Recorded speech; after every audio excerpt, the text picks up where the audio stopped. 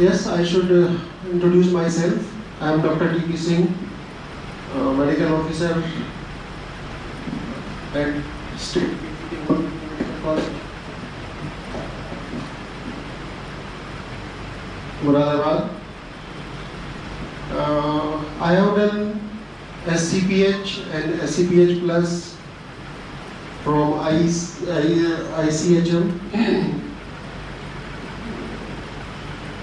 This is a unique education platform for homeopathy, on which we can improve ourselves, we can understand what Hahnemann said 2050 years ago in respect to modern age, in respect to pathology, in respect to practice of medicine, in respect to all investigating tools, whereas there is no even microscope at his time, but he has that vision that some time will come and you have to do this and this and this and that. The people who say there is no any information about modern age. क्या हो रहा है? Hello. There is no information about modern age, about homeopathy in Organon. It means they have not read Organon properly. Organon has each and every answer of each and every question. It is up to you how you read it and how you assimilate it and how you understand it. Right? So, a little, I am very busy at my OPD. That's why I have no time to document all my cases. But थोड़ा सा समय निकाल के I have done something, I have written something जो आप लोगों को मैं देना चाहता हूँ. कुछ मिस्टेक्स हो सकती हैं एज पर नेचुरल, तो प्लीज़ उसको इग्नोर करिएगा, और कहीं पे अगर मैं गलत हूँ तो प्लीज़ करेक्ट भी कर दीजिए. Thank you. First of all I want to read an aphorism if you all agree. Right? I have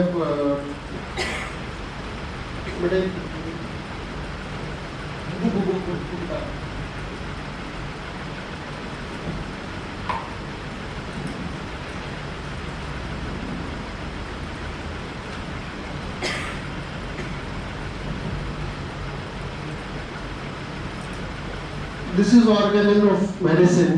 Everybody knows this very well. This is 6th edition, written by Hahnemann and translated by Borick. Third aphorism I want to read, please. If the physician clearly perceives what is to be cured in diseases. खूबसूरती इस Organon की किताब की इसमें है कि इसके एक एक वर्ड में एक एक संसार है. You have to assimilate it, you have to understand it properly. Here he says, if the physician clearly perceives what is to be cured in disease. Disease में क्या क्योर करना है? Disease क्योर नहीं करनी. राइट? डिजीज में क्या cure करना है, दैट इज टू से, कहने का मतलब है in every individual case of disease, bracket में लिखते हैं knowledge of disease indication, means you should have a proper knowledge of the disease. You should have a proper knowledge of the disease. If he clearly perceives what is curative in medicine, you have materia medica. Every we all know about materia medica. एपोनाइट ये सारी materia medica है, उसमें सारी medicines हैं. But what is curative in medicine? It means everything is not in curative in medicine. It means what we have in the medicine, what are the symptoms in medicine, they all are not curative. So what is to be cured in the disease and what is curative in the medicine? ये अगर ये बात पता चलेगी तो पहले ही तीसरे aphorism में एलिमेंट साहब ने मॉडल किया है, पहले ही तीसरे एफोरिज्म में, अभी पहला दूसरा ही बोला था और तीसरे में ये बोलना शुरू कर दिया. That is to say, in each individual medicine, knowledge of medicinal powers, and if he knows how to adapt. अब ये बात समझ में आएगी कि डिजीज में क्या ठीक कर रहा है और ये बात समझ में आएगी कि मेडिसिन में क्या ठीक करने लायक है, दोनों को अडेप्ट कैसे करें. Right? Then and he knows how to adapt according to clearly defined principles. There is no any principle in homeopathy which is against the nature. आप एक भी होम्योपैथी का प्रिंसिपल ऐसा नहीं बता सकते जो नेचर के खिलाफ हो. सारे के सारे नेचर के साथ वाले हैं. ठीक है? इसीलिए जब हम थेरेप्यूटिक लॉ ऑफ नेचर पढ़ते हैं ना, एफोरिज्म नंबर 26 में, therapeutic law of nature, a weaker dynamic of action is permanently extinguished by a stronger one, है ना? So what is curative in medicine? To what he has discovered to be undoubtedly morbid in the patient. What is undoubtedly morbid in the patient? मैंने अभी बोला था एक एक शब्द और एक एक लाइन इसमें एक एक नई कहानी कहने वाली है. Now you have to be aware what is morbid. What is morbid in the patient? To be undoubtedly morbid in the patient so that the recovery must ensue. ताकि रिकवरी होनी ही होनी चाहिए. Must ensue. He has written word must. Should नहीं. Right? Must ensue. Recovery must ensue. To adapt it as well in respect to the suitability of the medicine most appropriate according to its mode of action to the case before him. Choice of the remedy, the medicine indicated. As also in respect to the exact mode of preparation and quality of it required, means quality of it required means what should be the dose. Bracket में लिखते हैं dose. And the proper period of repeating the dose.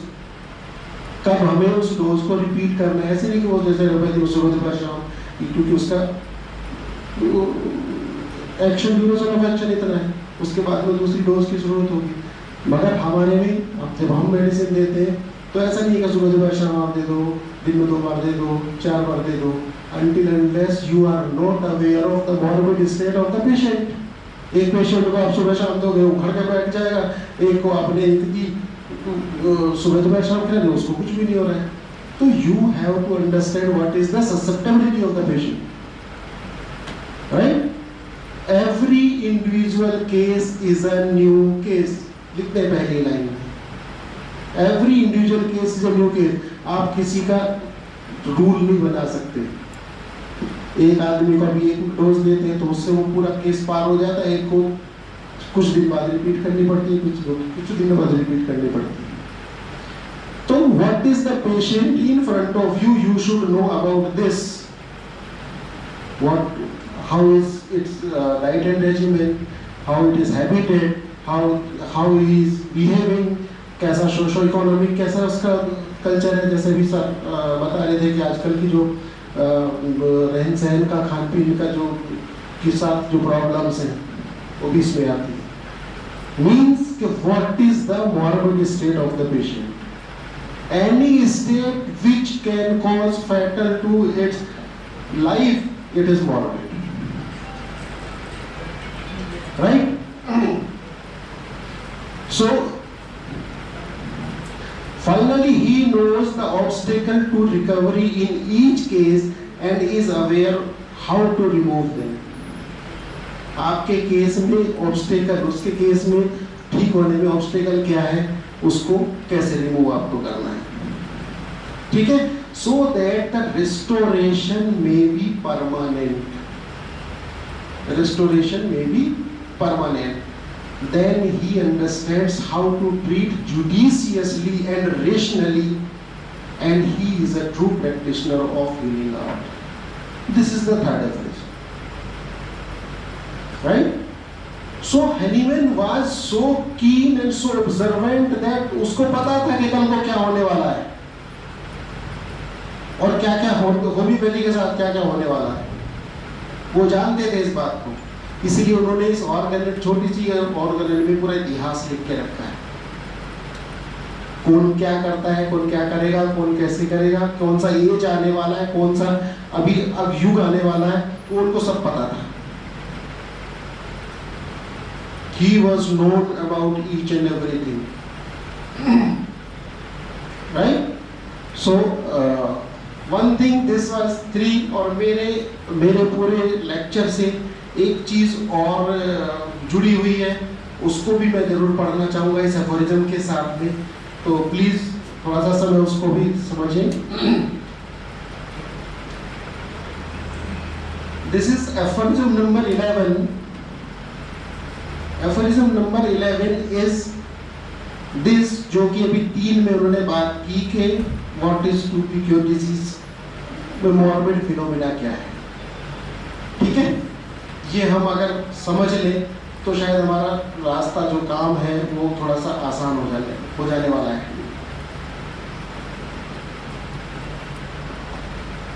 Aphorism number 11 में बोलते हैं, when a person falls ill. Hahnemann साहब ने ये बात जो इसमें लिखी, ये 100% सत्य है।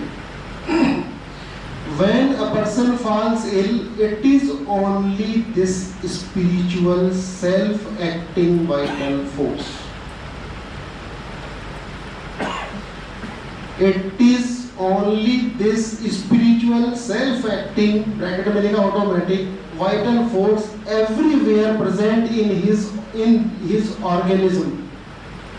इस ऑर्गेनिज्म के जो एवरीवेयर एफोरिज्म, ये आपका वाइटल फोर्स प्रेजेंट है, it is first, that is primarily deranged by the dynamic influence upon it. बात समझने की है, डायनेमिक वाइटल फोर्स है, आपकी बॉडी मटेरियल बॉडी है। If your vital force leaves this body, what left in this body? This is only mechanic body, right? If you leave it for some days, some period of time, it will disintegrate and it will mix in the external this world, right? One thing that makes it livable is only vital force. Right? So this is only vital force which is being affected by, first of all, by a dynamic influence. The influence is also dynamic. The influence is also dynamic. Influence is not ठंड लगी, गर्मी होगी, ये हो गया, बड़ा हो गया, ये कभी भी किसी बड़ी बीमारी को पैदा नहीं कर सकती। ये आपके इंडिस्पोजिशंस को पैदा करती है। अभी कुछ होगा तो 1-2 दिन में वो ठीक हो जाएगा, बॉडी अपने आप इसको ठीक कर लेगी। But if you are having a problem of long standing, it means your vital force is being affected somewhere, right? So dynamic influence, इसीलिए उन्होंने लिखा डायनेमिक, और डायनेमिक पे स्टार भी बनाया, डायनेमिक लिखा और डायनेमिक पे स्टार भी बनाया। गलती करने की जरूरत नहीं है, गलती मानने की भी जरूरत नहीं है। क्यों? क्योंकि लिखा है स्टार, जहां बनाया वहां पे फुटनोट लिखा, it is dead and now only subject to the power of external physical world, it decays and is again resolved into the chemical constituents, right? So dynamic influence upon act of a morphic agent inimical to the life. It is only the vital principle deranged to such an abnormal state that it furnish the organism with its disagreeable sensations. वो कैसे बताता है? जब आपका vital force कुछ problem में आया तो वो कैसे बताता है? आपको कैसे पता लगता है? By your disagreeable sensation. आज मन ठीक नहीं है, आज घबराहट सी है, आज पैर हाथ गर्म है, आज सिर में दर्द है, ठीक है? तो some of symptoms and signs you will feel that is the appearance of internal deranged vital force. To which we said what we call it as a symptom or it is a sign. What is symptom and sign? It is an outward manifestation of internal deranged vital force, right? So disagreeable sensation and incline it to the irregular process which we call disease. For as a power invisible in itself and only cognizable by its effect on organism, its morbid derangement only makes itself known by the manifestation of disease in the sensations and functions of those part of the organism exposed to the sense of the observer and physician. तो observer को जो आपने जैसे आप patient जब आपके पास आता था कुछ बातें वो बताता है, कुछ आप ऑब्जर्व करते हैं, है ना? which is का ऑब्जेक्टिव सिम्टम और साइंस.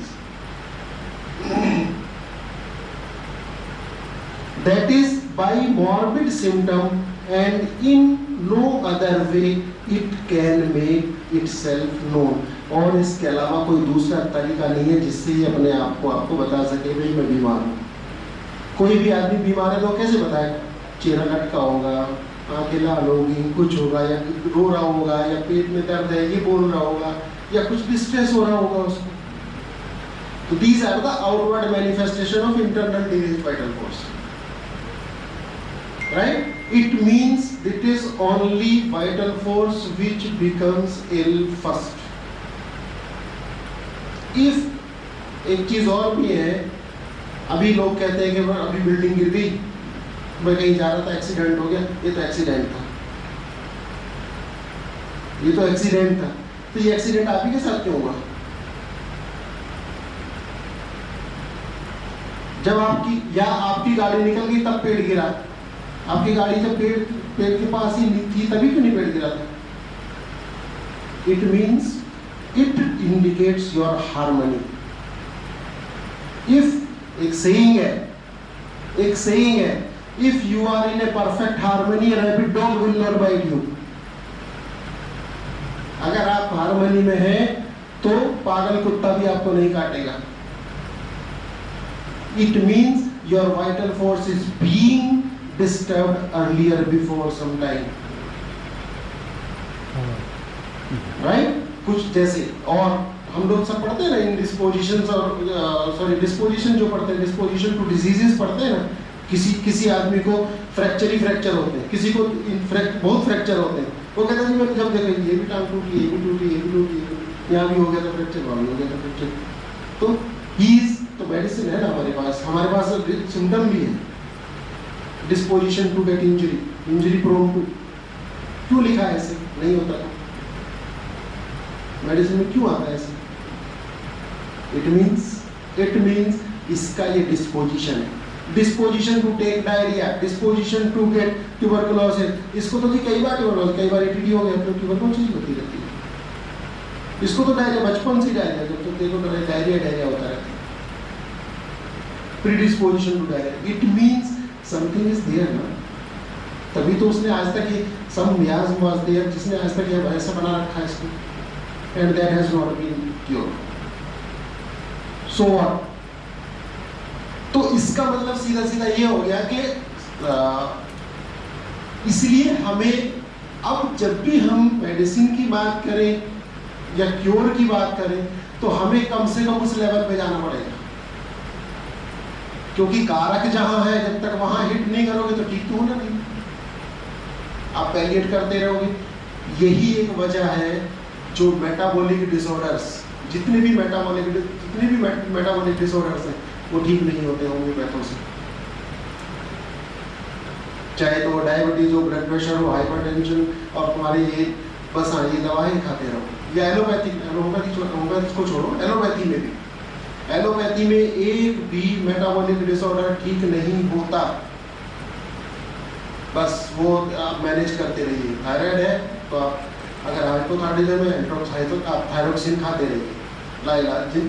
हाइपरटेंशन आपको अगर हाइपरटेंशन हो गया, हाइपरटेंशन की मेडिसिन खाते रहिए, ठीक है। आर्थराइटिस आपको हो गई है तो आर्थराइटिस का बस पेन किलर और कुछ नॉन स्टेरॉइडल मेडिसिन खाते रहिए, और कोई चारा नहीं है। बट यू हैव, आप सब ने देखा होगा, आपने आर्थराइटिस भी ठीक किया, आपने डायबिटीज भी ठीक किया, और आपने ये भी ठीक किया। क्यों? क्योंकि your medicine goes into that level which can destroy its root, means what was its cause, जो भी उसका cause था वो ऐसे हो गया। कई बार क्या होता है कि हम लोग मेडिसिन देते हैं, ऐसे ही वो पेशेंट कैजुअली आया, हमने मेडिसिन दिया और सर पता लगा उसकी तो डायबिटीज ठीक होगी, होता ना। आपने मेडिसिन तो दी थी किसी को, मतलब ऐसे ही दी, और वो आके बोलता कि मेरी तो डायबिटीज भी ठीक हो गई। क्यों ठीक हो गई?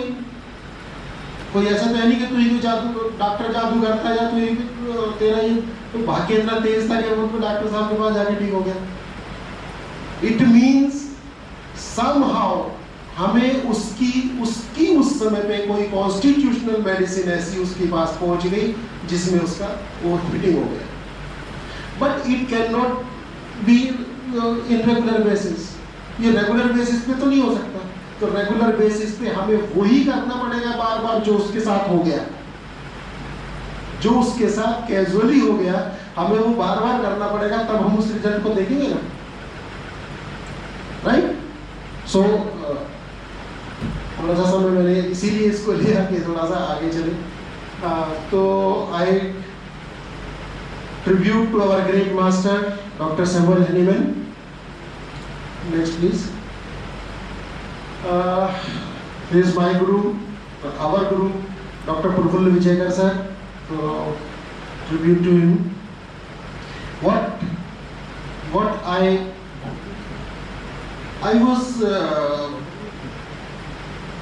was classical prescriber from the very beginning, but I am thankful to this person जिसने मुझे होम्योपैथी को और इस ऑर्गेनन को ऑर्गेनन जैसा समझने में मदद की।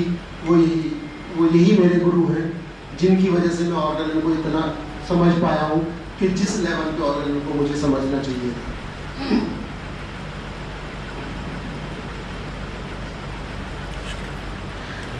So this is miasmatic basis of treating chronic diseases according to organon of medicine. What is we are doing, we should do, it is with organon of medicine only. I never talk from the outside boundary of organon of medicine. Organon of medicine is only the tool. Organon of medicine is only the tool by which we can do Hahnemann and homeopathy. Otherwise, nobody cannot do. Please. So here doctor Hahnemann साहब लिखते हैं number 72 में, आप उसमें जा सकते हैं, देख सकते हैं। Disease are of two type. When we met disease, सबसे पहले हम यही देखते हैं जो पेशेंट हमारे पास आया है वो एक्यूट फेज का है, एक्यूट डिजीज का है या क्रॉनिक डिजीज का है। What should we have to do, हमें उसके साथ क्या करना है, ठीक है। So acute disease, rapid morbid process of the abnormally decreased vital force which have the tendency to finish their own course more or less quickly but always in a moderate time. अभी बीमारी आई, symptom शुरू हुआ, बढ़े, उसके बाद कम हुई, उसके बाद चले। This is an acute phase. What is chronic disease? These are the disease such of a character that with small, often imperceptible beginning. बात ध्यान देने की है, imperceptible beginning, आपको पता भी नहीं चला कब शुरू होगी। बोले जी पता नहीं कब से है, तो क्या हो गया था, आज घबराहट हो रही है 6 महीने से, मगर कब से शुरू हुई नहीं पता चला। बहुत ध्यान देगा, दिमाग लगाएगा, कुछ ऐसा कॉज उसको मिलेगा तो समझ में आएगा हाँ वो ऐसा कुछ हुआ था, तब से ही हुआ। Often imperceptible beginning dynamically derange the living organism in its own peculiar manner and cause it gradually the automatic deviate from the healthy condition. Automatic deviation, कुछ करना नहीं, बस आपकी वाइटलिटी लो होती चली जाएगी, कुछ सिम्टम्स आने शुरू हो जाएंगे। In such a way that the automatic life energy called the vital force whose office is to preserve health, आपकी हेल्थ को कौन प्रिजर्व कर रहा है? Vital force. If your vital force is in low state, your health will not be preserved. Your vital force is in high state, in hemostasis, in normal state, you are healthy. Right? So preserve, whose office is to preserve health.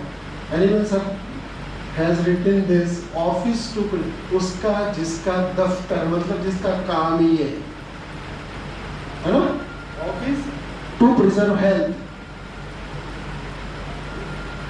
To preserve health only opposes to them at the commencement and during their progress, imperfect, unsuitable, unless resistance, but is unable of itself to extinguish them. लड़ेगा, सब कुछ करेगा, vital force उस force के against सब काम कर रहा है, but it is not able to eradicate this problem. It means कि इसके पीछे कोई ना कोई ऐसा कॉज, कोई ना कोई ऐसा फंडामेंटल कॉज है जो इस बीमारी को अपने आप ठीक होने नहीं दे रहा है। एक्यूट भी तो आया और चला गया, बट इसके पीछे कुछ है ना। Of itself extinguish them, but must helplessly suffer them to spread and itself to be ever more and more abnormally deranged until at length organism is destroyed. धीरे करके organism चला जाएगा। This is chronic disease. ठीक है? Until a length of organism is destroyed, called chronic disease, caused by dynamic infection with a chronic miasm. Again he writes dynamic infection, है ना।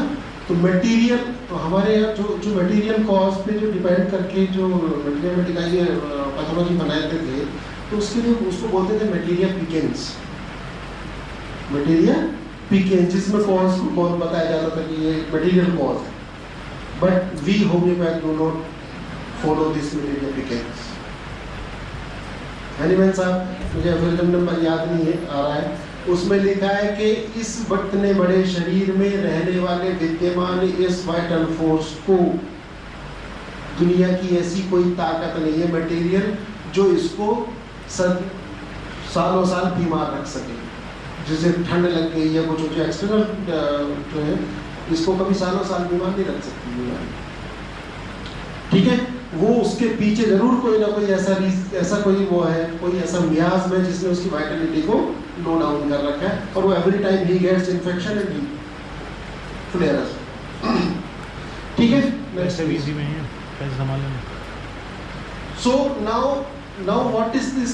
तो जो क्रॉनिक डिजीज है, इट इज फंडामेंटल कॉज है। Fundamental cause is chronic miasm. So adynamic miasm, what is miasm? अभी हम बात कर रहे थे हेल्थ की, जो वाइटल फोर्स था कैसा था, डायनेमिक था, अपने आप चलने वाला था, जो इस मटेरियल बॉडी को चलाता था, वही वाइटल फोर्स है। तो मियाज क्या करेगा? मियाज वो है जो dynamic morbific agent attend inimical to life. ये भी उसी लेवल पे है, ये भी उसी लेवल पे है। तो अफोरिज्म नंबर 11 मैंने अभी पढ़ा, इसमें आने से पहले ही मैंने इसे पढ़ा। वह पर्सन, ठीक है, नेक्स्ट प्लीज। हाँ, so here types of miasm. Doctor Hahnemann had given instruction to treat the acute and chronic diseases separately. Aphorism number 5 में हमें मिलता है exciting causes and fundamental causes. Exciting cause acute disease के लिए, fundamental cause chronic disease के लिए। ठीक है, fundamental cause 3 chronic miasm, psora, sycosis and syphilis. थोड़ा सा एक चीज और यहाँ समझने की ये है कि जो प्री हैनीमैन जो एज था, प्री हैनीमैन एज था या हैनीमैन सर का जो एज था, उस समय सोरिक डिजीजेस ज्यादा थी। जैसे अभी बहुत सारे डॉक्टर्स आपको कहते मिलेंगे उस जमाने में कुछ और था, आज कुछ और है। बात सही है, but Hahnemann had given instruction, Hahnemann had fully given instruction कि आज क्या है, कल क्या होगा। हैनीमैन साहब ने ऑर्डिनरी में लिखा है कि आज अभी ये है और आगे आने वाले समय में केवल सिफिलिटिक बीमारियां होंगी। हैनीमैन साहब ने ऑर्डिनरी में लिखा है। आज सोरिक प्रॉब्लम ज्यादा है, साइकोसिस और सिफिलिस बहुत कम मिलती है, मगर उन्होंने कहा कि आने वाले टाइम में सिफिलिटिक बीमारियां ज्यादा मिलेंगी, जो कि आज है। सारी की सारी बीमारियां सिफिलिटिक है, चाहे वो ऑस्टियोआर्थराइटिस और रूमेटॉइड आर्थराइटिस हो, चाहे वो एमआई हो रहे हो, चाहे डायबिटीज 3rd लेवल पे हो, और हाइपोथायराइडिज्म 3rd लेवल पे हो, ये सारे के सारे syphilitic means where control has been lost, where control has been lost, जहां पे डैमेज डिस्ट्रक्शन होने शुरू हो जाए, दिस इज सिफिलिस। हम सब जानते हैं, आप सब जानते हो। Next please. सो अभी बात ये आती है कि हैनीमैन ने ये मियाज्म का क्यों दिया, मियाज्मेटिक थ्योरी आई क्यों बोला कि ये मियाज्म को समझना जरूरी है। तो when Dr. Hahnemann was practicing homeopathy in recent period of its discovery, he found that he was treating many diseases and those come again and again after some period of time, or any favorable condition comes, or when rather being cured they got worsened day by day. Then he thought that there must be something very important in its root which is not allowing to the disease cure fully. अभी हम देखते हैं, जैसे एक patient आता है, वो कहेगा, वो बोले जब भी मौसम बदलता है मुझे जुकाम हो जाता है, मुझे जब भी मौसम बदलता है मुझे बुखार जरूर आता है। हर बार मौसम बदलने पे तुझे बुखार क्यों आता है भाई? और आप हर बार दवाई देते हैं, हर बार ठीक हो जाता है। आप हर बार दवाई देते हैं, हर बार ठीक हो जाता है, अगली बार वो फिर आ जाता है। आप फिर दवाई देते हैं और फिर ठीक हो जाता है, और वेरी मिरेकुलसली 101% आप सबने देखा होगा उसकी दवाई कभी भी एक जैसी नहीं होती।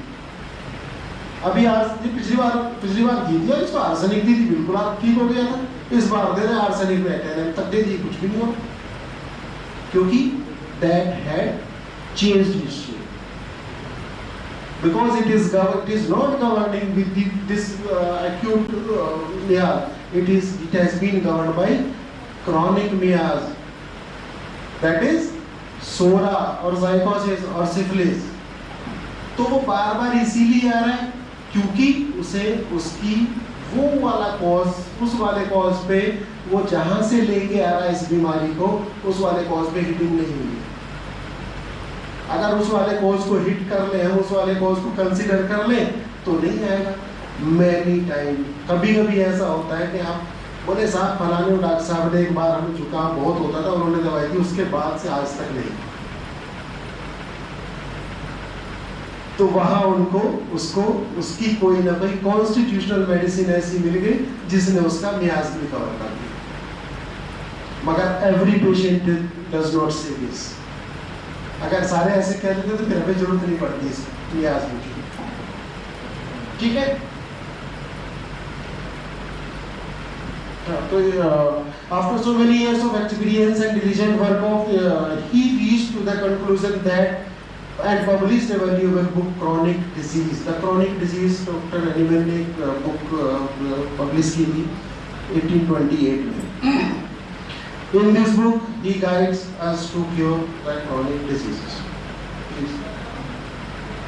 Understanding miasm to pathology, ये मैंने कुछ कोशिश की इसमें, शायद आप लोगों को थोड़ा सा अच्छा लगेगा कि हम देखो इसको मियाज्म कहने के बेसिकली ये कैसा थोड़ा सा हमें ऐसा लगता है जैसे बड़ा हवा है कि इस मियाज को हम कैसे समझे, कहाँ कौन सा मियाज में कहाँ से घुसा कहाँ से निकलेगा, हमें क्या पता है। बीमार आदमी आया, हमने दवाई ली, दवा दी, काम खत्म हो गया, है ना। तो but this is not so tough if we, अभी देखो कमाल की बात यही है समझने वाली। हैनीमैन साहब ने उस जमाने में मियाज दिया, उस मियाज की थ्योरी दी जो आज इसकी पैथोलॉजी की थ्योरी पे बिल्कुल 100% सेट बैठती है। जो आपकी पैथोलॉजी है उस पे 100% सेट बैठती है तरीके से। Understanding miasm according to pathology, pathologies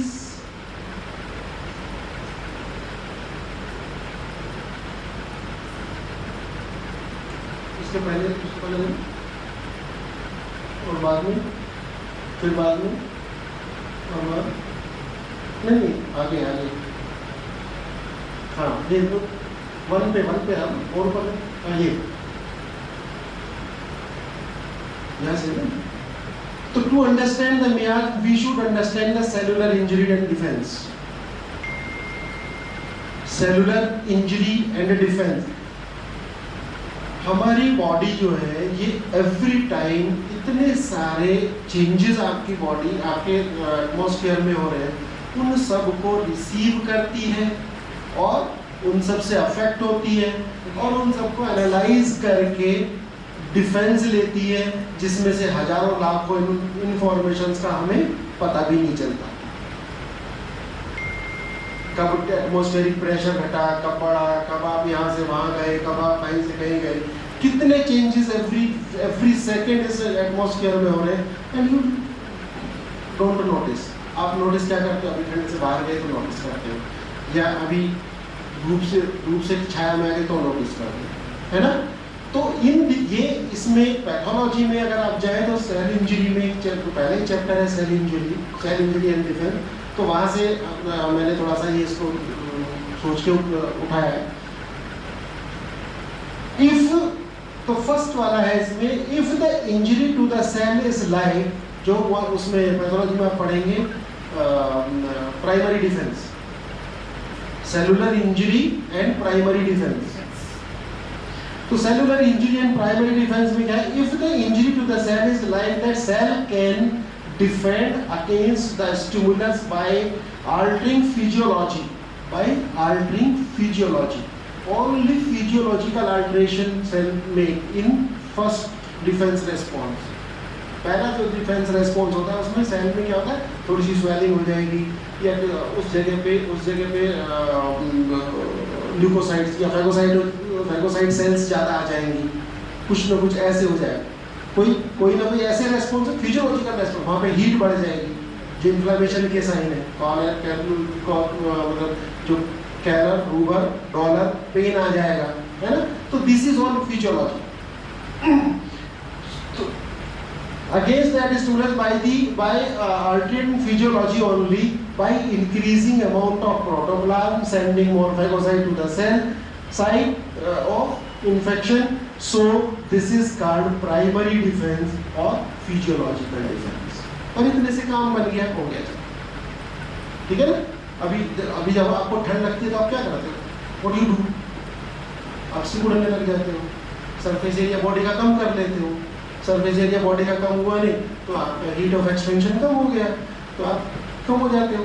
या मसल और आगे क्या करती है, शिवरिंग करने शुरू कर देती है। शिवरिंग करनी शुरू करेगी तो मोर एटीपी रिलीज होगा, एटीपी रिलीज होगी तो हीट आएगी, आपकी बॉडी गर्म होगी। और जितनी गर्मी आती है तो खुल खुल के बैठते हैं, सबको कहते हो हटी यार क्या मिल गया, थोड़ा दूर हो गए, so that your body surface becomes more and your perspiration gets more and you can be cold. So this is all primary defenses. तो इसमें इसके अंदर all irritations and inflammations come under this. जब हमने BHMS कर रहे थे और मियाज पढ़ा था तो उसमें लिखा हुआ था कि इसमें कोई स्ट्रक्चरल चेंज नहीं होता है, इसकी बीमारी में सारे फिजियोलॉजिकल चेंजेस ही होते हैं। तो this is first response, this is first injury by primary stimulus and primary response defence. This is psora, this is सोरा।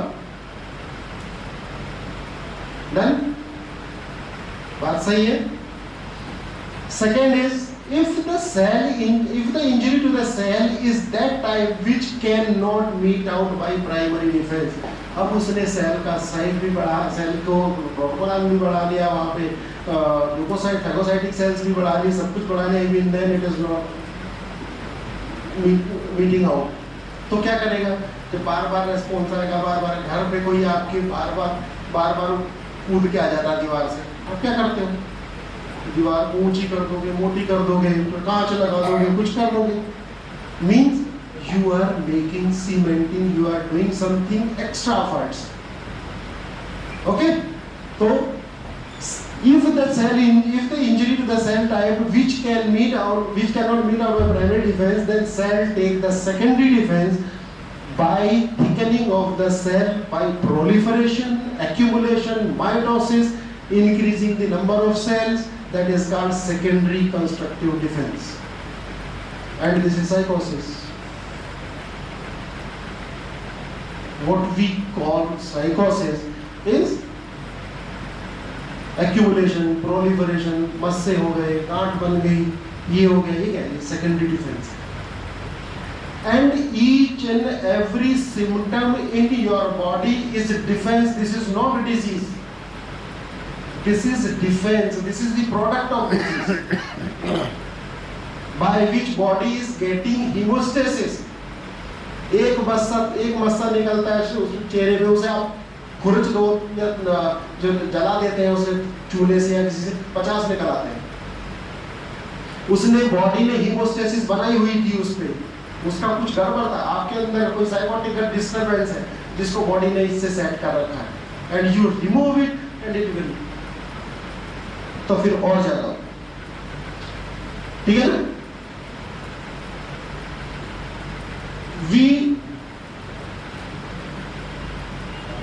ये कुछ ऊपर नीचे होगी इसकी,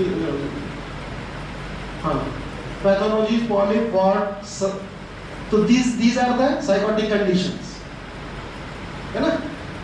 Third is now again the cell is still unable to defend itself by even secondary defense.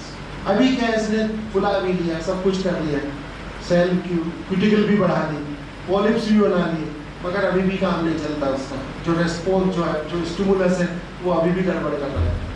तो क्या करेगी, एक घर में सारे घर को 5 भाई हैं, मान लो 5 भाई हैं, उनके बीवी हैं, बच्चे सब हैं, एक आदमी, एक सदस्य घर में ऐसा है, मान लो सबसे छोटा भाई है, बीच का कोई भाई ऐसा है जो बीच में सबकी हार्मनी डिस्टर्ब करता है, जो सबकी हार्मनी डिस्टर्ब करता है, तो पूरी परिवार को सेव करने के लिए क्या करता है बड़ा सब घर का मुखिया,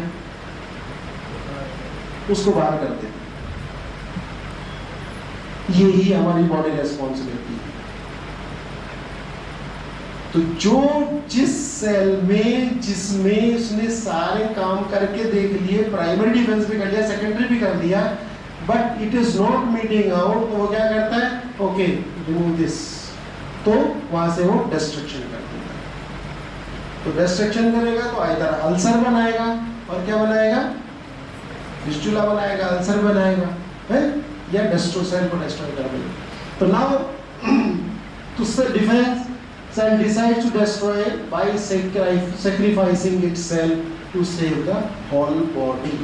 उसे अपनी पूरी बॉडी, पूरी ऑर्गेनिज्म को बचाना है, इसलिए वो उस पार्ट को सेक्रीफाइस करता है।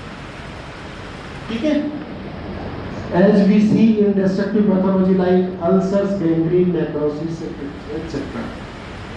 तो this is the miasmatic reflection. अब ऐसा क्यों हुआ है? हमें एक बात बस थोड़ा सा ये सोच लें कि ये क्यों, ऐसा क्यों है कि मियाज, जैसा हम पैथोलॉजी से मियाज समझ रहे हैं, ऐसा क्यों है? क्योंकि हमारी बॉडी, भाई कोई भी अगर आपको एक गाली देगा, अगर कोई आपको एक गाली देगा तो आप क्या करोगे? या तो उससे बचोगे या एक गाली आप दे दोगे, है ना? तो ये एक नॉर्मल सा फिनोमेना हो गया। तो what we see the sign and symptom in our body, it is reflection of our vital force and it is reflection just opposite to the stimulus. तो जैसा स्टिमुलस वैसी पैथोलॉजी, जैसा स्टिमुलस वैसा impression, जैसा impression वैसी pathology. तो that's why pathology and miasm, this is mirror image. Pathology and miasm is mirror image. इसी से हम पता लगाते हैं कि इस आदमी के पैर में, हाथ में कहीं अल्सर है, कहीं कुछ ऐसा, तो ये सिफिलिटिक मियाज से ग्रसित तो है ही। कोई हमने वार्ड देखा, कोई सिस्ट लेके आया, कोई यूट्राइन ट्यूमर लेके आ रहा है, फाइब्रॉइड लेके आ रहा है, we can see okay this is sycosis, है ना? तो पैथोलॉजी से हमने साइकोसिस बोली ना, क्यों? क्योंकि उस मियाज़ का कैरेक्टर ही है कि वो ये पैदा करते हैं। ठीक है? तो this was the understanding of miasm according to pathology. Next please. So this by this we can conclude understanding miasm according to pathology. Defense is just like that of stimulus. So primary defense, physiological defense caused by SORA. Secondary defense, morphological defense caused by psychosis. And third defense is destructive defense caused by syphilis.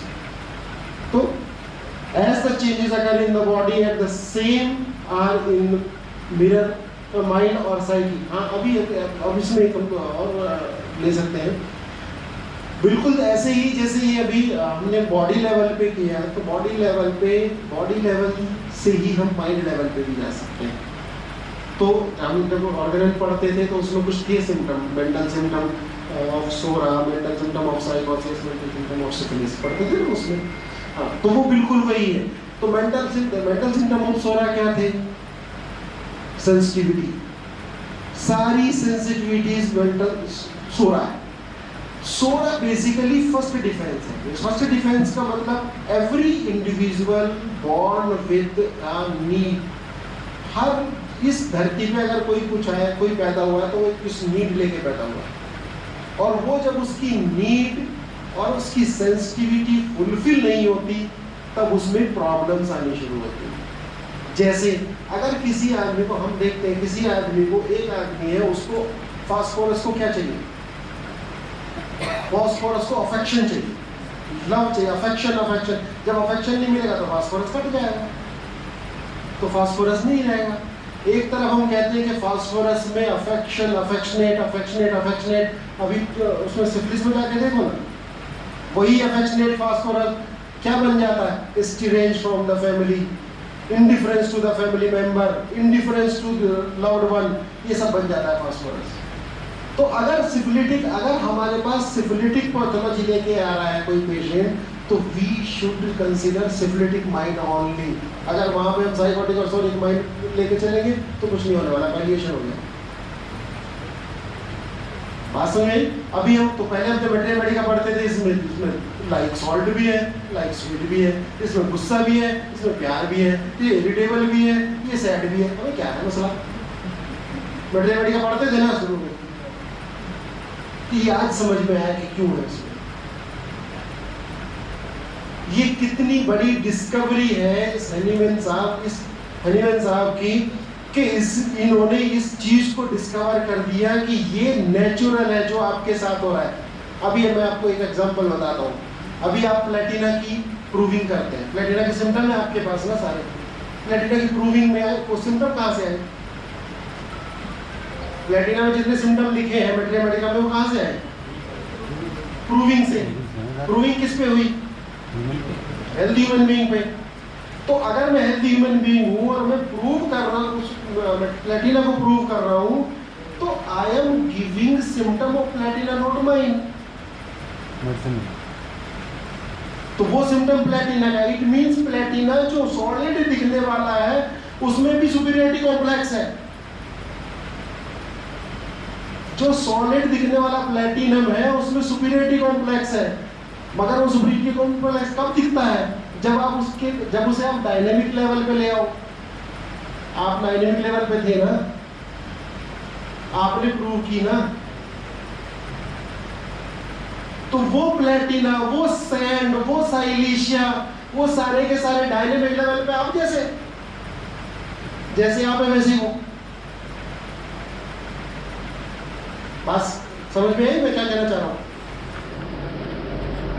It means कितना, मतलब कितना आप केवल उस matter को, इस भी matter को अगर डायनेमिक लेवल पे ले आओ तो ये भी आप जैसा, इसकी भी सेंस है, इसकी भी डिल्यूजन है,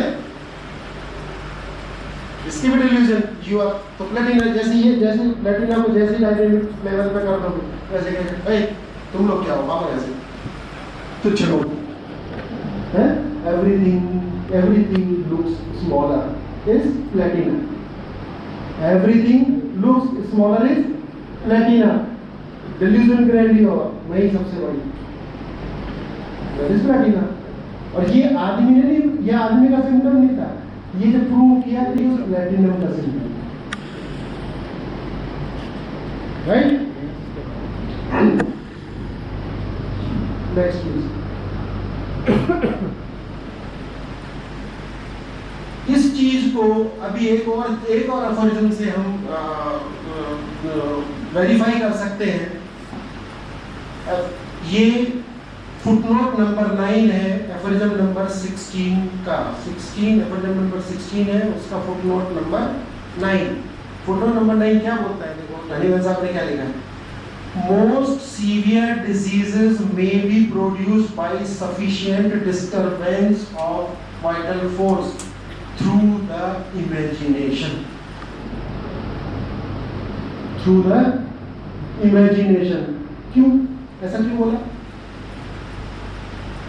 क्योंकि एफोरिज्म नंबर 11 में उन्होंने बोला ना कि मॉर्बिड फिनोमिना कहाँ से आ सकता है? मॉर्बिड फिनोमिना केवल वाइटल फोर्स पे डायनामिकली आ सकता है। It is first and first dynamic, it is first and first vital force which gets affected. So imagination क्या है?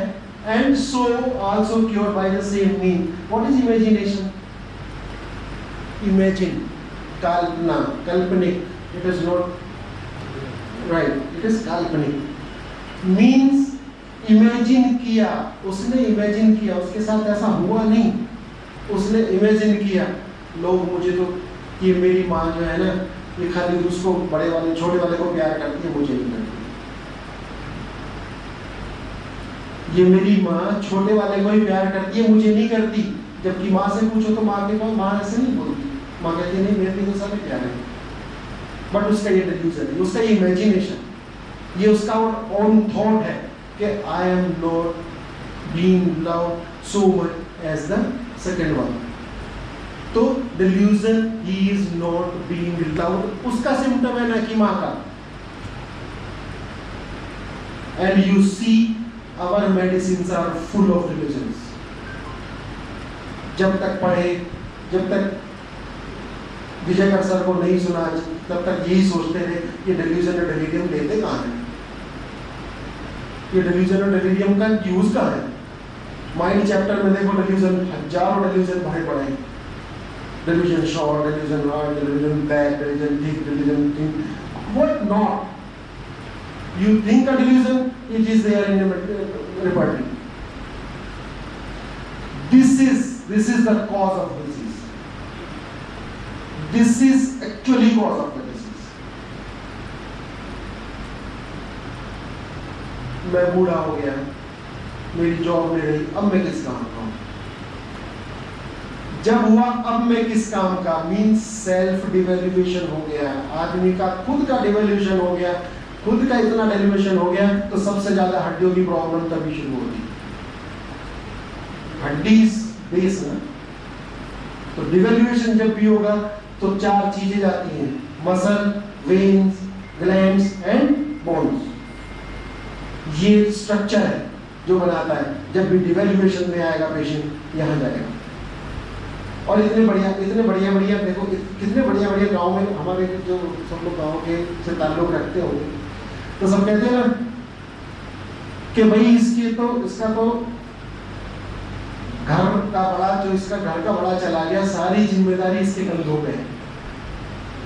कभी जो जिम्मेदारी वो कंधों पे क्यों आती है, पैर में क्यों नहीं आती? आप सोच के देखो ना। तो wherever shoulder problem is there, somewhat problem with the responsibility in his mind will be there 101%. उसको कहीं ना कहीं कोई ऐसी जिम्मेदारी है जिसको वो निभा नहीं पा रहा है, निभाने में उसको मुश्किल हो रही है, तो उसके कंधों में प्रॉब्लम आनी शुरू हो जाएगी।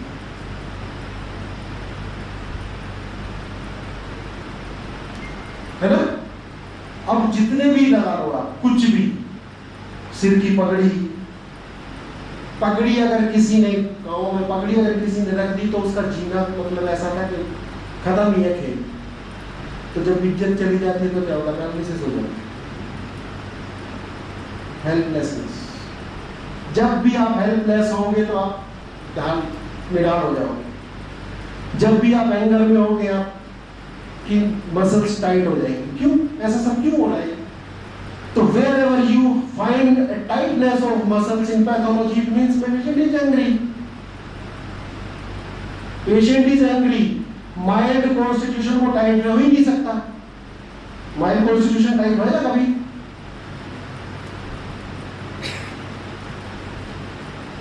दिस इज, तो इस लेवल पे हमें पैथोलॉजी को जब समझ में आएगी तब हमें ये रिलेवेंट, हम इसको सबको रिलेवेंट करना सीख जाते हैं।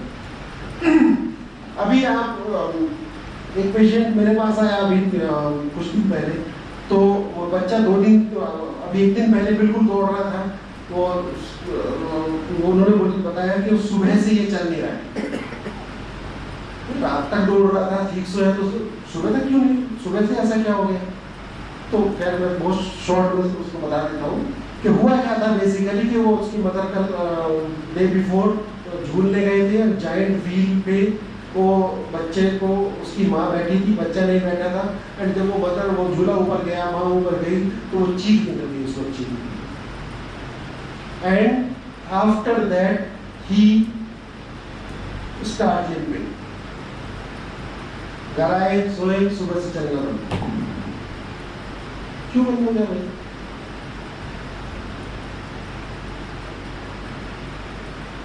बच्चा डरा, बच्चे में क्या हुआ, कुछ तो ऐसा हुआ ना, कुछ तो दिख रहा है ना इसमें ऐसा। तो जब हम एलिमेंट लगाने लगे, जब आए, तो हमने सोचा भी ये एलिमेंट्स फ्रॉम फ्राइड है, हमने सोचा ये एलिमेंट्स फ्रॉम फ्राइड है, लो फटाफट एलिमेंट्स फ्रॉम फ्राइड लो, बस इसको दो मेडिसिन। मगर फिर दिमाग ने काम किया भी, फ्राइड में रिलैक्सेशन कैसे हो सकती है? डर के कोई रिलैक्स हो सकता है? आपकी फिजियोलॉजी है डर, फियर में कोई रिलैक्स हो सकता है? It means cause is not right. This is called mind of pathology. जो पैथोलॉजी है उसका माइंड उठाओ, जो पैथोलॉजी आई है उससे माइंड पे जाओ। This is called mind of pathology. Mind से पैथोलॉजी पे आने में हमेशा गलती होगी, मगर पैथोलॉजी से माइंड में जाने में गलती नहीं होगी। You can take right rubric. तो रिलैक्सेशन, बॉडी रिलैक्स कब होती है? जब आदमी को शॉक लगता है, जब आपको शॉक लगेगा, जैसे ही किसी को शॉक लगता था क्या होता? जैसे शॉक लगा वैसे ही सब निढाल, रिलैक्सेशन ऑफ मसल्स। तो उसमें दो रूब्रिक हमने लगाए, relaxation of muscles and ailment for mental shock. Medicine was gelsemium, और जेल्सिनियम दिया। जेल्सिनियम देने के बाद में 3 से 4 दिन के बाद में उसने चलना शुरू किया। और एलोपैथी डॉक्टर ने उससे बोला था कि आप जाओ, इसकी कुछ जेनेटिक मैपिंग होगी, कुछ होगा, फलाना होगा, ढिमकाना। तो this type of acute case we can meet out if we know the pathology and what is the mind of this pathology, what was the cause and what process is going on. अगर इन दोनों को हम match कर देते तो so easy. It is not an easy task, I know, but it is, or when it is, so we can do. हम उसी को करते हैं जिसको हम करना चाहते हैं। अगर हम किसी चीज को करना नहीं चाहते तो हम उसको नहीं करते। ठीक है ना? Please, this is a case of chronic liver disease. ये जनवरी 19 में आया था मेरे पास। This is 44 years male, Najibabad से हैं, लेक्चरर है गवर्नमेंट कॉलेज में। 18 जनवरी का केस है। Present complaint was pain in abdomen, constant dull aching and almost constant 2.5 month. जब ये मेरे पास आए थे अभी जनवरी में, उसके 2 से 2.5 महीने पहले से हुआ था। Not relieved by anything and that was constant discomfort. ये केस जिन्होंने लिया था वो बैठे हुए हैं, डॉक्टर अमन है, इन्होंने ये केस टेकिंग किया था इनका। एंड तो he was having pain in abdomen and this pain was more on right hypochondrium, tenderness in liver region with full sensation of abdomen. Every time he had sensation full tenderness in liver region with full sensation, flatulence with hyperacidity, aggravated hemorrhage food, lack of energy, lethargy. Patient was very lethargic. वैसे भी एक liver pathology में liver की जो भी कोई complaint होती है तो उसमें एनर्जी जल्दी डाउन होती है। जैसे आप हेपेटाइटिस देख रहे हैं, कुछ भी देख रहे हैं, तो उसमें मोस्टली थोड़ा लो ही रहता है। Mode of onset: patient had diarrhea with pain in abdomen. Taken allopathic medicine, relieved for 3 to 4 days, and again started diarrhea. Again started allopathic medicine for 2.5 months, but sometimes a little relief, and another time same complaint. कभी ठीक होता है, फिर हो जाता है, ठीक होता है, फिर हो जाता है, चलता रहा ऐसे। Then USG whole abdomen, mild diffused hypoechoic texture with coarse surface of liver with multiple cystic lesion in both lobes of liver, query chronic liver disease. He had developed multiple cysts. Pathology is multiple cyst. It is not fibrous tumor, or it is cystic tumor. यहाँ ध्यान देने वाली बात ये है, cystic tumor. मैं आपको यहाँ थोड़ा सा बता दूँ। Whenever we say any tumor which is cystic, अभी देखो हम जो बात कर रहे थे इतनी, इसने लीवर में सिस्ट बनाई, लीवर में कुछ आउटग्रोथ किया। आउटग्रोथ कब कर रहा है? जब कम पड़ेगा। कोई भी बॉडी में आउटग्रोथ कब करेगा? किसी भी चीज को ज्यादा कब चाहिए? जब उसमें कमी का आभास होगा। It means at liver region, and liver is what is liver is what for? आपकी बॉडी में लीवर किस लिए होता है? न्यूट्रिशन। न्यूट्रिशन है और स्टोरेज, मतलब ये करेंसी स्टोर हाउस है, मतलब समथिंग, कुछ ना कुछ मनी से रिलेटेड कुछ मसला आएगा ही आएगा। स्टारवेशन कन्फ्लिक्ट आता है अगर लीवर में पैथोलॉजी होती है तो। लीवर में पैथोलॉजी है तो समझ जाओ कहीं ना कहीं से स्टारवेशन कन्फ्लिक्ट है। पेशेंट को कहीं ना कहीं ऐसा जरूर हुआ है जहां उसको लगा कि अब क्या होगा, और बॉडी ने क्या बनाया, डिफेंस में सिस्ट बनाई। सिस्ट में क्या भरा हुआ है, fluid. Fluid is for what, सबसे पहला निवाला पानी। फ्लूइड है तो न्यूट्रिटिव है, इसका मतलब कुछ जरूरतें थी, कुछ ऐसी जरूरत थी जिसको उसने बनाया।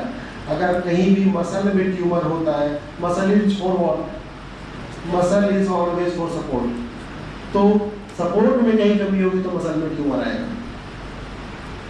अगर सपोर्ट में उसकी कहीं कमी होगी तो मसल में ट्यूमर आएगा। अगर ट्यूमर मस्कुलर है तो सपोर्टिव है, और अगर ट्यूमर सिस्टिक है तो ये न्यूट्रिटिव है। एंड इट इज 100% ट्रूथ, आप कहीं भी देख सकते हैं इसको, राइट। तो इसने लीवर में क्या बनाया, सिस्ट बनाई, सिस्टिक लीवर को। चलिए, small crystals in right kidney में स्मॉल क्रिस्टल्स हैं। So what is miasm? Miasm means sycosis which is dipping into syphilis, क्योंकि लीवर की हार्डनिंग और शॉर्टनिंग होनी शुरू हो जाती है इसके के साथ, ठीक है। तो we should match this with the situation. चलिए आगे, पास हिस्ट्री में इसको थायराइड, अच्छा अभी हम देखो हाइपोथायराइडिज्म भी रहा है। What is hypothyroidism? Hypothyroidism means thyroid is not at its level. Thyroid is metabolic strength, metabolism thyroid से ही होता है, वो नहीं है, means you have no power, powerlessness. Wherever you feel powerlessness and suppressed anger, you will develop this hypothyroidism. इसीलिए सबसे ज्यादा हाइपोथायराइडिज्म महिलाओं में होते हैं, बहुत सी। सबसे ज्यादा हाइपोथायराइडिज्म फीमेल्स में मिलता है, मेल्स में कम मिलता है, क्योंकि फीमेल्स में ये सेंसेशन बहुत ज्यादा होती है। हमारा तो कुछ है ही नहीं, सब कुछ तो ही। और घर में झगड़े भी, डांट भी सुनो, तो जो मन में वो कह नहीं सकते। Anger suppressed and powerlessness, hypothyroidism, right. तो इसको हाइपोथायराइडिज्म था। It means that feeling that patient also है। Lipid profile somewhat increased but not more. Right renal stone, इसको 2015 में भी हो चुके थे। Stone is again collection.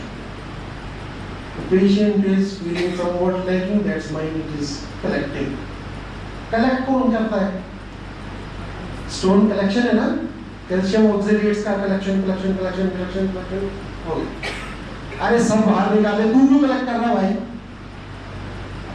उसी घर का पानी सब लोग पी रहे, उनको तो नहीं स्टोन हो रहा, तुझी को क्यों हो रहा है? Because you are not letting out. आपको चाहिए, आपको रख रहे हैं उसको, right?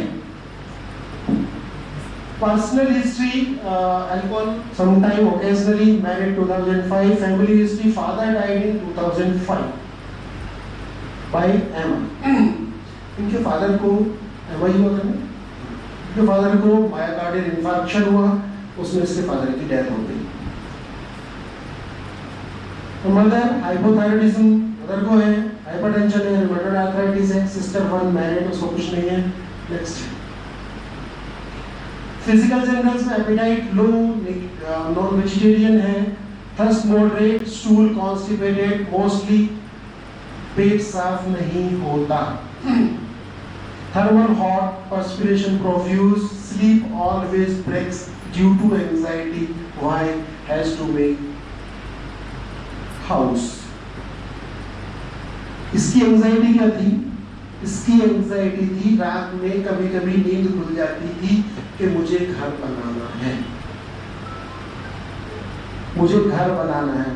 बच्चों को मैं कहाँ लेके रहूं, बच्चों को मैं कहाँ लेके रहूं। रात को सोते सोते उठ जाता था, काफी दिनों पहले से, ये पैथोलॉजी आने के पहले से।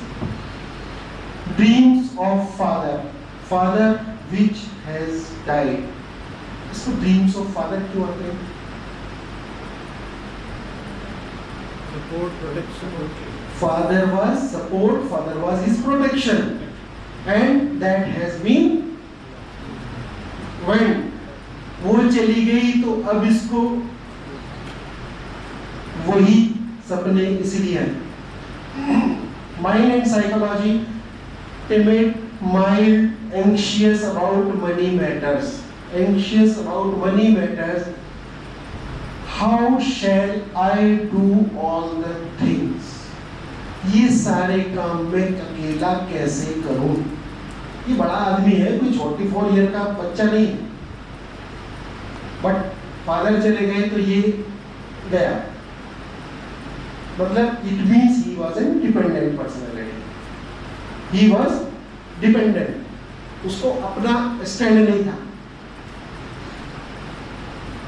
पिताजी थे तो सब ठीक था, वो बोलता है पिताजी थे तो सब ठीक था, attach to father. Next, likes company of friends, likes movies, sad, emotional, anger over trifles cannot show to the others. इस आदमी की पर्सनैलिटी ऐसी है कि ये अपना गुस्सा किसी को दिखा नहीं सकता, he cannot show। अगर ये दिखाता होता या ये बाय द वे मुझे बाद में अटैक थोड़ा सा हुआ, अगर ये गुस्सा दिखाता होता या ऐसी पर्सनैलिटी होती जो अपने गुस्से को शो करता है तो उसको थायराइड वाली प्रॉब्लम नहीं होने वाली है ना। He was suppressed। कोई भी कुछ बोल देता है तो ठेस लगती है, कोई भी कुछ बोल देता है तो ठेस लगती है। ठेस किसको लगेगी? जिसमें ईगो हो, जिसमें ईगो होगी। अदरवाइज तो बोल दे मुझे क्या जाना है, तू अपने घर का, मैं अपने घर का। बट नहीं, इसको नहीं ऐसा है, इसको बोलता है तो ठेस लगती है। It means sensitive to criticism, sensitive to criticism, इसको ठेस लगती है। कोई कुछ बोल देता है तो ठेस लगती है कि क्या हमारी कोई इज्जत ही नहीं है, कि क्या हमारी कोई इज्जत नहीं है। पर मैं बड़ों से कुछ कह नहीं पाता हूँ, छोटे भाई को कभी कभी बोल देता हूँ। छोटा भाई उनसे एक मेरे साथ कुलीग है डॉक्टर राजीव कुमार के भाई का केस है। So what happened just before the complaint started? Patient had invested rupees 3 lakhs to some construction company for flat। 3 lakh रुपए उसने किसी बिल्डर को दिए। That builder had been bankrupted and patient का पैसा डूब गया। वो बिल्डर शायद भाग गया या बैंकरप्ट हो गया, क्या हुआ, और पैसा इसका डूब गया। नींव भी नहीं पड़ी कहीं, उसे ये भी नहीं पता कि मेरी प्लॉट उसकी विवाद में फंस के, उसे ये भी नहीं पता कि मेरा वो है कहाँ, कुछ नहीं। 3 lakhs were in vain। 3 lakh रुपए उसके चले गए। बिल्डर हैड पैसा डूब गया, जिसको लेकर पेशेंट को बहुत दुख हुआ। And he started diarrhoea and pen abdomen, जो वो पहले हमने बताया ये कैसे हुआ था। सबसे पहले कैसे शुरू हुआ था, इसको पेन एंड डायरिया हुआ था, उसके बाद एलोपैथिक मेडिसिन लिए, धीरे-धीरे हो गया सारे आइडिया सिस्टम करते हैं। ठीक है। Then he seek to the doctor with the same treatment. Patient did not get better and he went to the cystic liver disease. Right? This was the pathology and this is the case. अभी हमारे सामने case है, अभी हम बात कर रहे थे, पहले लीवर में है, सिस्ट है, तो क्यों आया इसको इसलिए आया कि मेरा 3 लाख रुपए डूब गया। अब मैं बच्चों के लिए कहाँ से कैसे बनाऊँ, क्या करूँ, तो अगर पहले चले गए, सपोर्ट है नहीं, तो लीवर ने क्या किया, सपोर्ट, लीवर ने क्या किया, लीवर ने न्यूट्रिशन देना शुरू किया, मतलब न्यूट्रिटिव सिस्ट बनानी शुरू की। उसको सरफेस एरिया ज़्यादा चाहिए था ना, अभी जितना नॉर्मल था उससे काम नहीं चलता, तो बॉडी ने सरफेस एरिया बढ़ाया, ट्यूमर बढ़ाया, माइटोसिस कराई, जिसमें एलोपैथिक डॉक्टर्स और ईटियोलॉजी कहती है aetiology is unknown, aetiology is unknown, क्योंकि उस लेवल पे कोई सोच ही नहीं सकता, अननोन तो होगी ईटियोलॉजी। है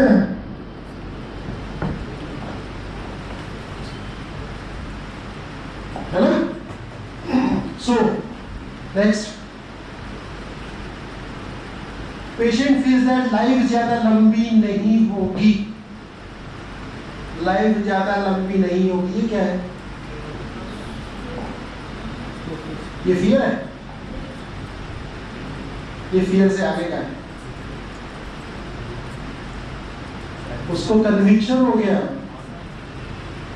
अब तो सीएलडी हो गया, अब तो डेथ होनी है, नहीं, लाइफ ज्यादा लंबी नहीं होगी, और ऊपर से पैसे भी चले गए, अब मकान कैसे बनाऊंगा, मकान मतलब हाउस कैसे बनाऊंगा, he has anxiety about children, मुझे अपने बच्चों को मैं घर कैसे बना के दूं, तो मकान बनाने में और घर बनाने में दोनों में डिफरेंस है। मकान आदमी पैसे के लिए बनाता है, घर आदमी बच्चों के लिए बनाता है। Sir getting my point? घर बच्चों के लिए बनाता है, उसमें इमोशन होता है, इसीलिए घर से रिलेटेड प्रॉब्लम्स, घर से रिलेटेड साइकी और मकान से रिलेटेड साइकी में डिफरेंस है। जब कहते हैं कि यार मेरा तो वहाँ भी उसमें उस रेजिडेंस में मेरा भी फ्लैट है, मेरा भी फ्लैट है, मेरा भी घर कोई नहीं होता, घर तो एक ही होता है जहाँ पे लोग सब रहते हैं, ठीक है। सो एनालिसिस था इसका, first of all the seat of the disease is liver. Sir कुछ बोल, चर्चा घर भी हो जाती है, 3 दुनिया के, हाँ वो मोर साइकोसिस सब कुछ यही पैदा होता है, बाहर कुछ नहीं आता। तो what happened, lost money, what is now going on, life is at risk, which is most important. Life ही अगर किसी की रिस्क पे चल जाए तो क्या बचेगा मुझे, और body started to destroy himself. Body ने क्या किया, बॉडी उसको, क्योंकि उसे तो हीमोस्टेसिस रखनी है, लास्ट वेंटिलेटर पे भी पेशेंट होता है तब भी बॉडी हीमोस्टेसिस बना के रखने की कोशिश करती है, so the totality of this cases. अच्छा इसमें आ रहा है कुछ, दिख रहा नहीं, बैक करो, वही उसमें देख के पढ़ो, नहीं वो बैठ जाओ ना। हाँ, mind ailment from losing money, mind ailment from losing money. Second is death presentiment of mind, death presentiment of. इस आदमी को क्या हो गया, इस आदमी को लग रहा है अब तो गया। प्रेजेंटिमेंट मतलब जो, प्रेजेंटिमेंट मतलब प्रेजेंट मतलब अभी, जो साल 10 साल 20 साल 40 साल बाद आप इस मौत को आज ही, प्रेजेंटिमेंट बस थे अभी याद नहीं। तो इसमें जब हम लिबर्टी में देखते हैं तो कई सारे सिम्टम है सर, तो death desires, death fear, death presentiment, death conviction of, है ना, एज इफ डाइंग, ऐसे बहुत सारे रूब्रिक्स हैं, तो वी हैव टू चूज, जो भी हम बात कर रहे थे, we have to choose a right rubric. ये 3, अच्छा फिर लास्ट में था इसमें लीवर कंप्लेंट्स ऑफ और डेथ प्रेजेंटमेंट। अच्छा, एलिमेंट्स फ्रॉम लूजिंग मनी, तो हमारा ये क्या था, ये था इसका cause, and that cause was वो जो मनी लूज हुआ तो उसमें उसको क्या लगा, जो फीलिंग आई, जो सेंसेशन आई, जो भी हुआ, उसने कंप्लेन किया, कंप्लेन बढ़ती बढ़ती कहाँ तक आई, लीवर तक आई। तो इसलिए हमने इसीलिए ये डॉक्टर बोगर का ये बहुत क्लासिकल खूबसूरत अंदाज था, जिसमें वो हमेशा पैथोलॉजिकल जनरल को बहुत बोलते थे, पैथोलॉजी ऑफ जनरल लो और लोकेशन ऑफ डिसीज, तो ताकि उसको अगर कंसिडर आप करेंगे तो वो दवाई आएगी जो उस पैथोलॉजी, जो सिस्टम पे मेनली काम करती है। बिल्कुल बिल्कुल बहुत ही खूबसूरत है। तो जो pathology means what process is going on to what system and from which cause it has came, this is only the miasm. और आपको कोई म्याज को ध्यान में रखने की ऐसी कोई बहुत ज्यादा जरूरत नहीं है कि ऐसे है, जिस स्टेट पे पैथोलॉजी चल रही है उसी स्टेट का हमें सिम्टम चाहिए माइंड का, अदरवाइज हमें नहीं चाहिए कुछ। ठीक है, चलो next. So we had 8 common remedies here: calcarea, Maxonica, arsenicum, arnica, natramur, rustox, veratrum album and pulsatilla। इसमें अगर अब आप डाल दो ए सेंसिटिव टू क्रिटिसिज्म, जो क्रिटिसिज्म इसको बहुत लगता था, दुख होता है, ठेस पहुंचती है, तो वी गेट 2 मेडिसिन, अदरवाइज भी हम देखेंगे ही रहने दो अभी। अब हमारे पास ये है, जब हमारे पास रिपोर्टोरियल रिजल्ट आ जाता है, अब हम इसमें से कौन सी मेडिसिन उसकी देखें, तो हम 2 चीजों का ध्यान रखते हैं। एक तो वो हमारे पास हम केस हिस्ट्री पे जाएं, ये आदमी कैसा है, ठीक है, और इसकी केस हिस्ट्री पे जाने के बाद में और फिर हम मेडिसिन को मैच कर लें उससे। ये बंदा हॉट और थर्स्टी है, ये बंदा हॉट थर्स्टी है, एक बात। दूसरा, ये बंदा सेंसिटिव टू क्रिटिसिज्म वाला है, सेंसिटिव टू क्रिटिसिज्म और आई एम नॉट बीइंग अप्रिशिएटेड, ये दोनों डिल्यूजन जो है वो कैलकेरिया सेल्फ के हैं। तो क्या हम यहाँ से कैलकेरिया सेल्फ पे पहुंच सकते हैं? कैसे? इसमें कैलकेरिया हमारे पास कॉमन है, बट अभी हम देखते हैं कैलकेरिया, तो कैलकेरिया टिमिड है, कैलकेरिया भी टिमिड है, मगर कैलकेरिया कभी भी छोटों पे भी है, मतलब कैलकेरिया निकलने के लिए उसे बहुत दम चाहिए होता है। कैलकेरिया बहुत टिमिड है, कैलकेरिया सेल्फ में बोस्टिंग होती है। एक रूब्रिक और था इसमें, ये बंदा हमेशा बोस्ट बहुत करता है, बहुत बड़ी बड़ी बातें करता है, मैंने ये किया, मैंने वो किया, मैंने फलाना किया, मगर रियलिटी इसकी ये है जो इसने किया नहीं कभी।